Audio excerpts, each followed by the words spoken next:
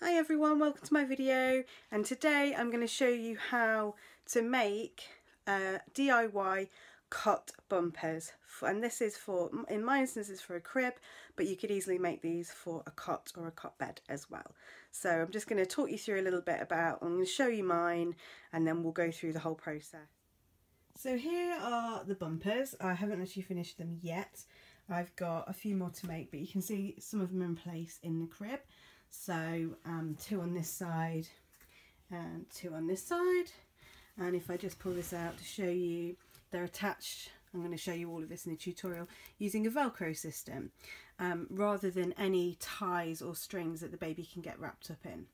Okay, so, and the really good thing about these is that they still allow air to penetrate through obviously the bars. So the way I've done it is actually I've covered 2 bars here, and then there's obviously a gap between the sort of sets of 2, and I'm actually going to then make some more for these 2 and these 2, and I think towards the end I don't necessarily need the kind of padding for the baby, because she's going to be tiny, isn't she? She's not going to be at this end. So you can see there what it looks like from the side, from the inside of the crib. So yeah, the reason I thought I'd do this video is I couldn't find any on YouTube. I'm a visual learner, so I actually do teach. I'm a psychology lecturer, and I'm due to have a baby in 4 weeks, so I thought I would, instead of talking to my students about psychology, talk to you about maybe potentially making these for your baby, and some of the benefits of these this type of cot bumper over the more traditional type, which either is attached using some sort of string, but also most cot bumpers don't actually have any gaps here, so they kind of run all the way along, and there's lots of, obviously have a read around it, but lots of arguments around why this is quite dangerous for babies. So let's get started. Okay, so to start, let's just talk you through the supplies that you're going to need. Here is the finished cot bumper, so just to remind you what it looks like before we start, and the supplies that you'll need. So you can see that it folds into 3 and then it attaches using the Velcro. You can see that I've chosen a pink gingham material to be my main outer fabric, and also this is the side that the baby will be up against in the crib or the cot. Any cotton maybe material, something that's nice and soft for the baby, something that's kind of breathable, but you know, I bought this, but I kind of wanted this to fit my scheme of my bedroom, and the sort of scheme that I've gone for, I've made a blind in the same material, but you might be able to just use some remnants that you find, or some odd bits of material that you find in your house anyway. And then inside, what I've done is I've actually used some old curtain lining material that I actually had. Again, just see what you've got in your house. You could use the same material both sides. That way, you know, you would get kind of a flawless finish when you come to attach the cot bumpers. But I think this matches, and it actually looks quite neutral. So yeah, this is literally just curtain lining fabric that I've cut up and repurposed. So that was free. You're also going to need some Velcro, and you're going to use the hook and the loop system. Do you make sure that you buy the sew-in version, not the stick-in version? So it's both sides need to be the sew-in version. Some of them do say that you can sew and stick, but I tend to steer clear from those. I do find that my sewing machine doesn't necessarily like going through the kind of, you know, the sticky side, so I just tend to buy the sew-in version. You can get that in whatever colour you want to. I just chose white, again, because it's very neutral and it fits in, and you don't necessarily see it very much once it's actually attached onto the cot bumper. It's kind of hidden anyway. And again, the thickness, choose whatever thickness you want. This I think is 20 millimetre, which is absolutely fine, but if you want slightly thicker, then obviously just choose what you want and what you can kind of get hold of in the shops, really. The other materials that you will need is some sort of padding or wadding to obviously pad this when you, so it's up against baby's face or hands, or when they're kind of moving around in the cot, and you want it to be quite padded. Again, because I'm quite frugal and I'm trying to keep the cost down as much as possible on these, and because I also had just kind of things lying around, I've actually repurposed an old duvet. So I've just cut out sections from quite a thin one, like a summer duvet. I think it was about a 9 tog or something like that duvet. So you can see it's quite thin. That's the kind of middle part of the duvet, which is perfect for this. This tends to be quite expensive if you actually just buy this in the craft shops. So have a look around to see if you've got any spare duvet sets that you don't need, duvet covers, or maybe even be cheaper to actually buy a duvet rather than buying the actual wadding from the craft shop, which sounds silly. So yeah, just a thought. But if you want to buy the wadding, it's kind of what I would call like a medium thickness, and you can see there the sort of thickness. But it's a lightweight duvet. Don't go for anything that's really, really heavy and thick, because it will be difficult to get your sewing machine to go through that. So other supplies is some sharp scissors or a rotary cutter and a mat. I actually use both. Some of the parts to cut are easier with scissors, some of it's fine. I do actually have a bigger cutting mat than this, but this is the only one I could find, so it did the job. So those, and you will also need a tape measure or a ruler and a pen to mark where you need to cut out your various pieces. That's just spare lining fabric. We'll move that out of the way. So I've actually pre-cut my pieces, and I will just show you those before we go any further. So what I did was remember to, when you're measuring, to remember to measure the distance that you actually want. So, you know, if it's going across 2 bars or 3 bars or just 1 bar, so measure the sort of distance that it just needs to be for one side of that. And then you need to times it by 3, because obviously it's going to wrap itself. So this is kind of the width of my bars, 2 bars together, and it's going to wrap itself around this into thirds, like this. So whatever that width is, times it by 3, and then I would also add another inch in total. So you're leaving yourself kind of ½ inch seam allowance when you come to sew this side, and also do the same for the height. So I think the height of mine was 9.5 inches, which is about 24 centimeters. So that's kind of the height, and then I've left myself a good seam allowance there, at least an inch. The same here, I think it was 4.5 inches, which is actually around 11.5 centimeters.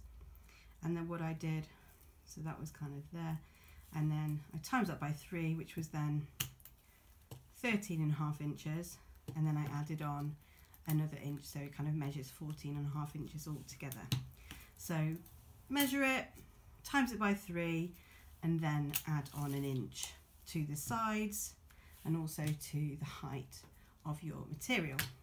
So this is my outer fabric pre-cut and measured using your scissors or your rotary cutter.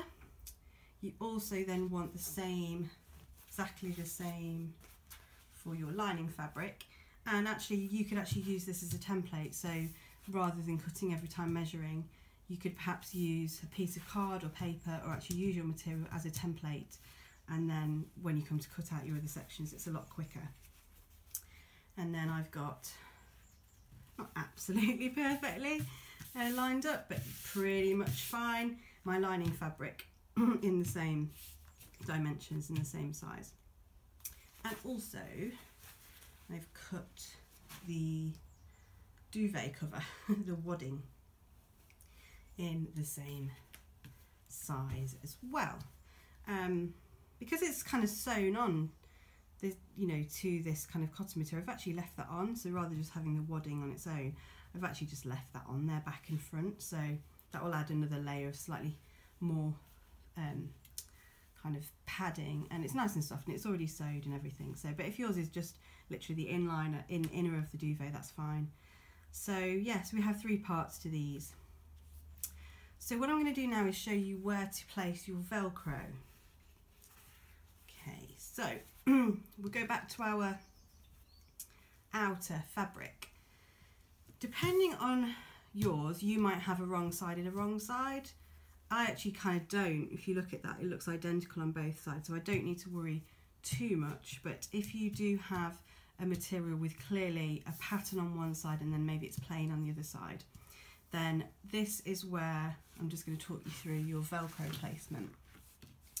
So if we go back to our finished product, we can actually see that this is the outer side of our finished product, and we actually have the Velcro. I'll turn it around that side so it's all matching. So the Velcro is here, so it's actually on the right side of your fabric that you actually want your Velcro to be. So what I've done is I've measured roughly the sort of same length with the Velcro, and I've pinned it on here ready to be sewed. And the way I've worked out where it needs to be placed, and it's easier to be the same for each of them, so be consistent, is I always had it placed on the left hand side and on the edge of one of my thirds. Okay, so when we come to fold it up, we'll flip it over. Imagine this is the finished product. We will fold it in 1/3, and you can see there's just a slight little, probably a centimetre edge there. You could do it right up to the edge if you wanted to, but I thought that this kind of worked quite well. You're leaving about a centimetre gap there on your Velcro, and then obviously when you come to fold it over, when your other piece of Velcro is on this side, then that will, by bringing it in slightly, if you put it right on the edge, it's sort of, by bringing it in slightly, it gives you slightly a little bit of kind of manoeuvring room if they are quite tight around the bars. So you could sort of slightly pull it back a little bit if you find that once you've added all the padding and everything, it's quite tight. So that is where I would always place when it's facing you, always have it on the left hand side there, right on the edge of that third. Okay. For the Velcro material, so imagine that's our finished product. For the Velcro material, if we turn it over, the Velcro is on the opposite side now, on the actual outer edge of the lining fabric. So I'll show you that here. Our lining fabric, so that was on the right side. Definitely have your Velcro on the right side. So if you've got a pattern, it actually gets sewed onto the top and on the pattern side. Your lining fabric, again, like no right or wrong for mine, but again, bear in mind, it needs to be on the fabric that's the right side of the fabric. And this time it goes, you need to leave a seam allowance because obviously we're going to be turning these inside out. So I've left a good inch on the edge here, but your Velcro then needs to kind of go towards where, again, where the edge will end up being. You might have a little bit, maybe like a centimetre or something like that on this side, but if you pretty much line them up about an inch from the edge and have your lining fabric there pinned ready, that is how the Velcro needs to be, so that when you close it all up, it actually is in the right place to actually catch and stick together. Also make sure, obviously, that you've got, because I nearly made this mistake once, that you make sure that you've got the both parts of the Velcro. So this is the kind of hard, kind of sticky side. Like, is this the hook? I think this is the hook side, and then this is the like the loop side, which is kind of softer. It doesn't matter which way you do it, obviously, but just make sure that you've got both pieces there. Okay, so the first thing we're going to do is actually sew these on to these individual pieces. and then I'm going to show you what you then do with the inside, the kind of wadding fabric. Okay, here we are at the sewing machine. Just wanted to show you this stitch that I'm using. It's this middle one here. It's just a really normal straight stitch. It's kind of a mid-length stitch, and I've got it set to 3.5 on the stitch length. Obviously different sewing machines, quite different, but if yours is a Singer Promise like mine, that was the kind of stitch I felt worked best for this part. But yeah, basically any straight stitch will be fine. So we're going to start off with our outer fabric and just sew, literally sew right round the edge of the Velcro. You will see this, so do try and keep your stitching as neat as possible.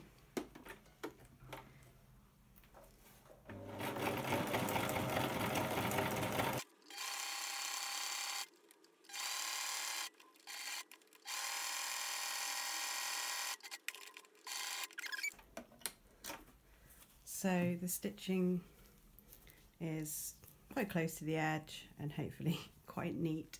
The good thing about my material is because it's obviously checked, is kind of I try to follow the line on the material, but if you've got a pattern, try and keep your Velcro straight as possible, and obviously when you pin that on, it helps to keep it straight when you're sewing anyway. And then we do exactly the same for the lining fabric. Here we have the lining fabric. I'm just going to sew all the way around the edge of that as well.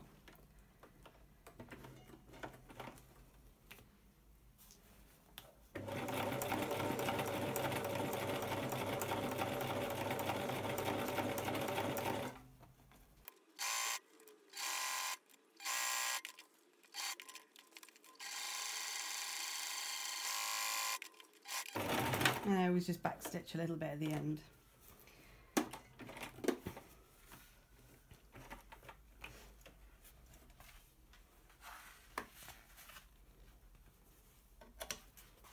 Okay, so we have our now 2 pieces of fabric, outer and lining fabric. Just cut off a few of these stray cottons here, ready for the layering process and actually pinning them all together to then sew all the way around the edge. So I think the easiest way to do it is to first place your inner padding, your wadding, onto your surface. And then what we're going to have is your nice outer fabric, in this case is my pink gingham, placed on top. And what you have is the right side face up and the wrong side, I know it's no different on mine, but the wrong side facing your inner fabric, because that's actually how it's going to end up when it's sewed together. So your Velcro needs to be face up, away from your padding. And then your lining fabric, then remember I always said it's easier to keep always this piece of Velcro on this left hand side, that's how I work anyway. And then your lining fabric, which has got the Velcro sewed on this side, I find it easier to always keep that here, so you've got your Velcro on this right hand side here. And again, what happens is that needs to now be face down. Okay, so you've got your outer fabric facing up, your lining fabric is face down with the Velcro at this right hand side and this Velcro on this left hand third here. So you can see there that we have the wrong side of the lining fabric facing us. And then what we're going to do is we're going to pin all the way around, leaving one gap for us to be able to then turn it inside out afterwards. Okay, so yeah, I'll show you. First of all, we're going to pin all the way around, we're going to sew all the way around, and then we're just going to leave a small gap to actually turn it inside out at the end. So we'll go with our pinning.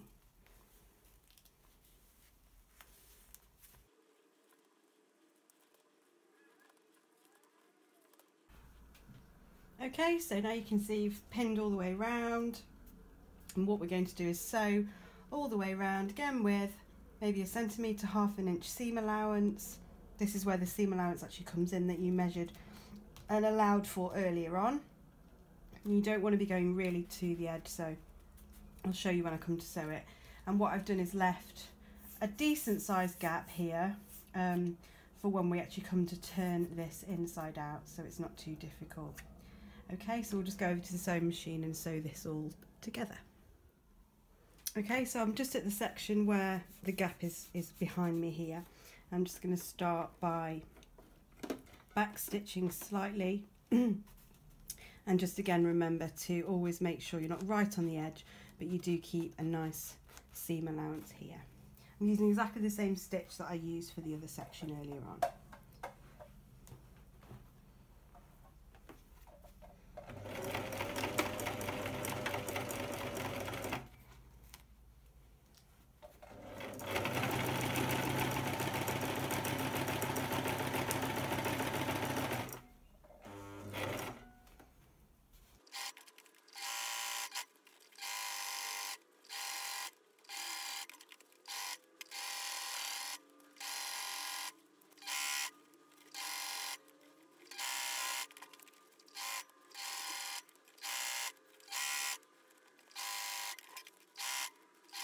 Okay, so we've nearly gone all the way around. I'm just going to remove the last pin, go up to where the pin was placed, back stitch a little bit here, just to secure there, and cut off the cotton. Okay, and the next step is to turn it all inside out. So this is the fun bit now. I always love this bit. And obviously what we had was our lining fabric face down and our outer fabric face together. So this is the part where you turn it inside out. So the kind of wadding side goes with the outer fabric, and you kind of just, it is a little bit fiddly. This is why don't leave yourself too small a hole, but just persevere with it. It's quite fun. It just takes a few minutes to do this.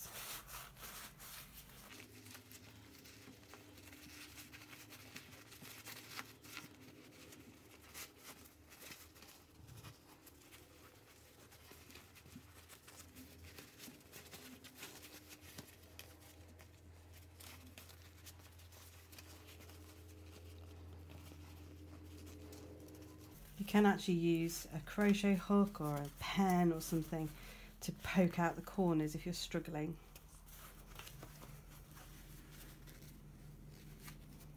But they do go eventually.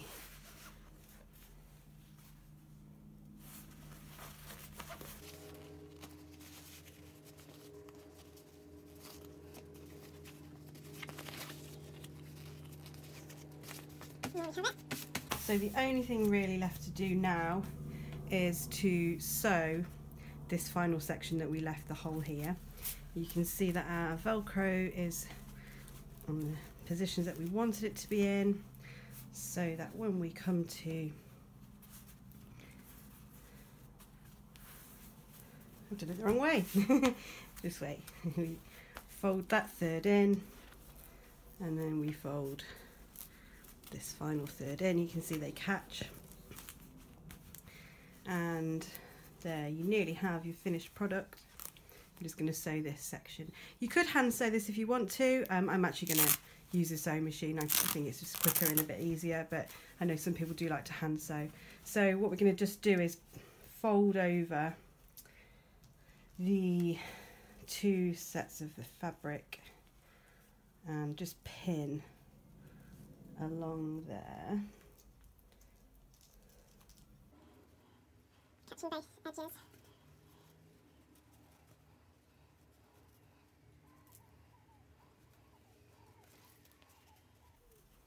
And that just gives it a nice flawless finish. So we'll go over to our machine and just stitch that last bit together. So I do like to do this very close to the edge. It just gives it a nice professional finish. So just take your time on this section. I've also just slightly moved the stitch size to a smaller size. So now I'm using this one here, but it's up to you. It just gives a nice kind of neat edge for your edge of your fabric. So let's just finish this off.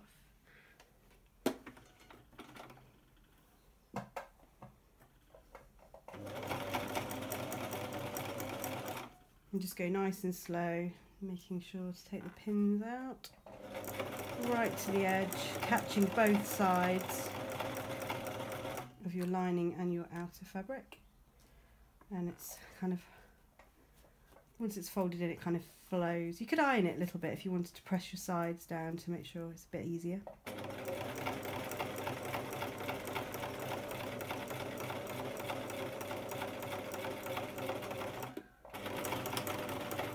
And then I'll just do a little back stitch. And cut the cottons off. Okay, and there we have it, our finished product. And I will show you what it looks like on the crib when I've got them all finished. But once again, we'll just show you, fold them over. And there you go. You can actually kind of have the Velcros more towards the middle. So this will be the outside of the crib and this is what the baby will be up against. So you can kind of move that around if you like to, or have it more on the edge. But hopefully you'll be really pleased with these. So I'm going to go show you what they look like on the crib. Okay, here we are. So these are the finished cot bumpers. You can see that I've done 8 in total, and yeah, really happy with them. They were really simple. They ended up probably taking less than half an hour each once you kind of got all your material cut out. So yeah, I found them to be really easy to make, and they're much cheaper than the ones that you'll buy in the shop. And obviously then you can customise it to fit into your scheme. So you can see here that I've made an elephant in the same material, and also some bunting in the same material. So just, if you're really limited on colours, then this is the way to coordinate your nursery.